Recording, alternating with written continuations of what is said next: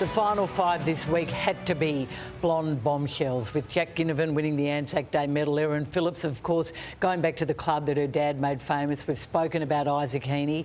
And I'm going to get you to kick off, Matthew, with one of your famous blonde bombshell moments. Carol, was the year I was born, 1978, and it was Paul van der Haar and Peter Knights put on one of the most spectacular 1v1 matchups you'll ever see. Just doesn't happen anymore. I loved Carey v Jakovic for this reason, but this one was van der Haar taking speckies at centre-half forward and Peter Knights trying to match him at centre-half back. So two absolute champion blonde bombshells, Caro, who just went toe-to-toe in one of the, arguably the best 1v1 matchup the game's ever seen. Sadly, I remember it quite clearly and was there. Oh, it's great vision, isn't it, on this Dermot, of course. Ross, what about you? You're going back even further, I understand. We are, to 1963. St Kilda schoolboy. The tradition down there continues. Carl Dietrich, if you have a listen closely, he's described as a bad man. A bad man. Lately, you've been sort of branded as a bad man. What do you feel about this label? Do you think this label fits? Oh, I don't know. It's just that it's my view or my aim to play football. That's the only way I can play football. I can't adopt it any other way. I've been playing like that ever since I can remember. Butter wouldn't melt in his mouth. He did it well. 19 tribunal appearances, 30 game suspension, captain the club, 238 games. St Kilda great, fierce man. Made his debut the same day as Ian Stewart. Extraordinary. Sam McClure, speaking of bad men or bad boys. Jason Ackermanis, I had the great privilege of growing up at a time where there were many skilled players in the competition.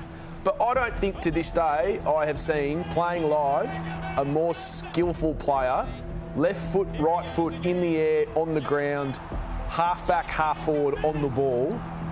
He was a freak. And when he was at his best, he was nearly impossible to stop. Of course, had a stint at the Western Bulldogs after that, but yeah, when I think blondes, I think Acker. And when he went blonde, he got better, didn't he? That's right. Now, you're the full forward. We know who you're going to mention now, surely. It's the Wiz, Caro. The Wiz Warwick Kappa, and 1987, the Wiz kicked 103 goals. And obviously we did a lot spoken about Ginnivan of late and characters in the game. Well, he was the ultimate character.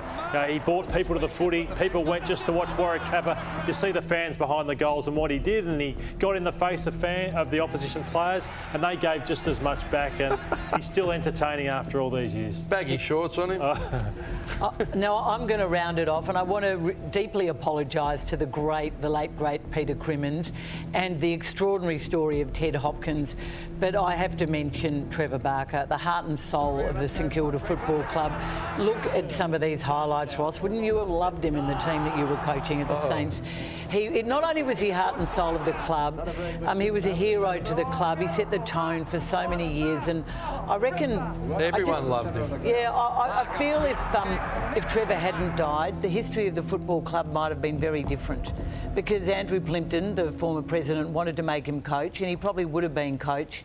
And you just don't know. Sliding doors, tragedy, of course, but what wonderful footy he gave us, Sam. Well done, Cara. Great final five.